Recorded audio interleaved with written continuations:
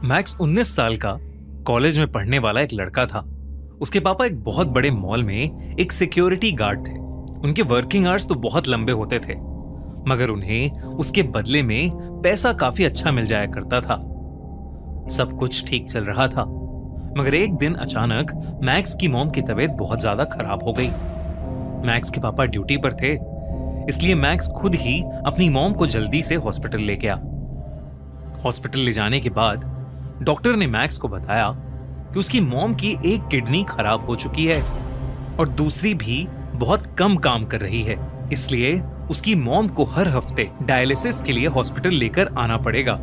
कुछ वक्त तो मैक्स के पापा ने सब हैंडल कर लिया, मगर फिर मैक्स की फैमिली में पैसे की कमी होने लगी।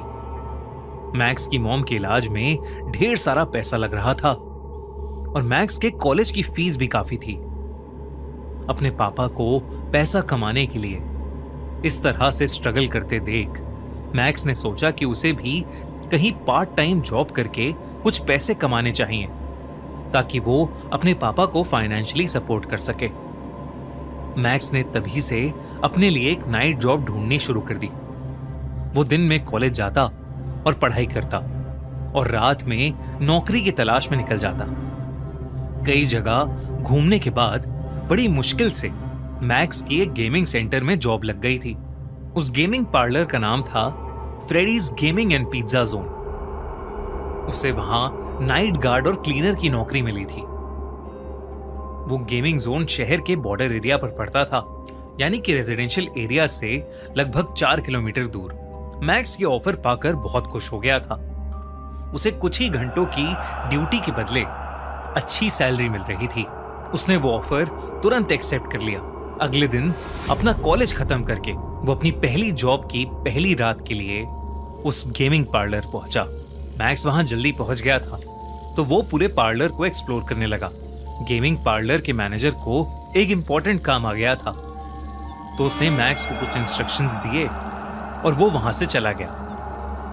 मैक्स खुद भी गेमिंग में बहुत इंटरेस्टेड था, इसलिए उसे जैसे ही थोड़ा टाइम मिला वो वहीं गेम खेलने बैठ गया। मैक्स ने फ्रेडीज के गेमिंग एरिया की पावर ऑन करने की कोशिश की, मगर लाइट्स जली ही नहीं। फिर उसने सोचा कि शायद मेन स्विच ऑफ है, तो वो बेसमेंट में मास्टर स्विच ढूंढने चला गया। उस बेसमेंट में ढेर सारे पुतले पड़े हुए थे। वो सब बिल्कुल रोबोट्स जैसे लग रहे थे, बस उनका भेस किसी एनिमेटेड कैरेक्टर जैसा था, जैसे कि वो सारे पुतले बहुत बड़े आकार के रंग बिरंगे खिलौने हों। मैक्स उन्हीं के बीच पावर स्विच ढूंढने लगा। इतने में अचानक से मैक्स के पीछे खड़े पुतले का सर हिला। ऐसा लग रहा था जैसे वो पुतला मैक्स को ही देख रहा है। मैक्स को लगा कि शायद ये उसका वहम है, इसलिए वो फिर से मेन स्विच ढूंढने लगा। पर तभी मैक्स को ऐसा लगा जैसे वो पुतले धीरे धीरे उसके पास आ रहे हैं। अचानक से उसे अपने पीछे से किसी के जोर से हंसने की आवाज आई, पर वो जैसे ही पीछे मुड़ा उसने देखा कि सब कुछ बिल्कुल नॉर्मल था। कुछ ही देर में मैक्स को पावर स्विच मिल गया और उसे जलाते ही पूरे गेमिंग जोन की लाइट्स ऑन हो गई। मैक्स वापस से ऊपर चला गया और कुछ गेम्स खेलने की कोशिश करने लगा, लेकिन उस गेमिंग पार्लर की कोई भी गेम ठीक से चल ही नहीं रही थी। तभी उनमें से एक गेम का अलार्म बहुत जोर से बजने लगा। मैक्स ने उस अलार्म को बंद किया और देखा कि स्क्रीन पर प्ले नाउ का ऑप्शन आ रहा है। मैक्स खुश हो गया क्योंकि उसे एक लौती ऐसी गेम मिल गई थी जो चल रही थी।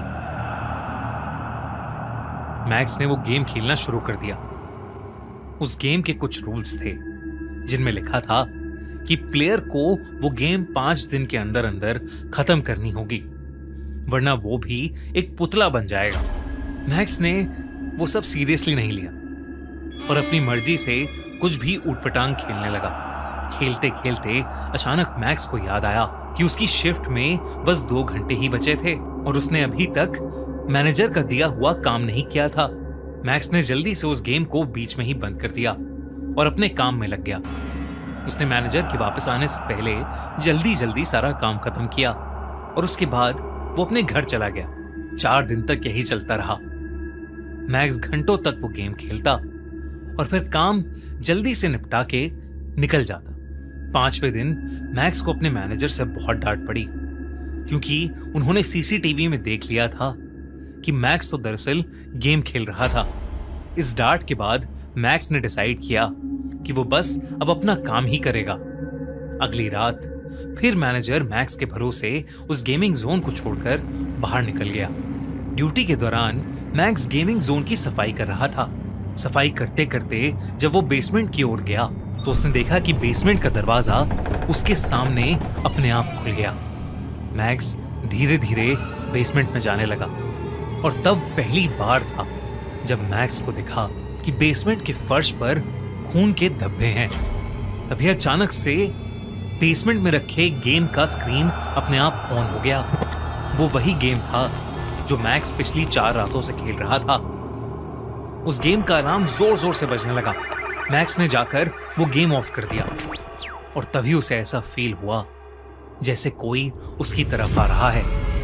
उसने पलट कर देखा तो बेसमेंट के पुतले उसके पीछे एक दीवार के साथ खड़े थे, जिनमें से एक पुतला कहीं गायब था। मैक्स हर तरफ उस पुतले को ढूंढने लगा, क्योंकि वो जानता था कि मैनेजर हर चीज का इल्जाम मैक्स पर ही लगा देगा। मैक्स पूरे बेसमेंट में उस पुतले को ढूंढने लगा, मगर उसे वहां कुछ नहीं दिखा।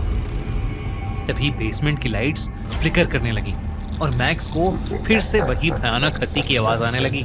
वो आवाज बेहद डरावनी थी और मैक्स के करीब आती जा रही थी। तभी उसने देखा कि 2 लाल आंखें सीढ़ियों से नीचे वाले जगह से उसे घूर रही हैं। मैक्स की धड़कनें मानो रुक सी गई थी। वो धीरे धीरे बेसमेंट से निकलने की कोशिश करने लगा, मगर उसका दिल दहल उठा जब उसने देखा कि बेसमेंट में पड़े हुए सारे पुतले अब उसकी तरफ ही चलते हुए आ रहे हैं।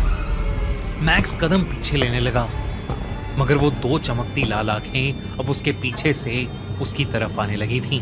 उन सारे पुतलों ने मैक्स को हर तरफ से घेर लिया था। अचानक से मैक्स को दौरे पड़ने लगे। ऐसा लग रहा था जैसे मैक्स को सांस ही नहीं आ रही है। और फिर वो पुतले धीरे धीरे मैक्स के करीब आए और अपने नुकीले दांतों और हाथों से उसे काटने और नोचने लगे। पूरी रात भर मैक्स की चीखें फ्रेडीज गेमिंग पार्लर में गूंजती रहीं, मगर कोई उसकी मदद के लिए नहीं आया।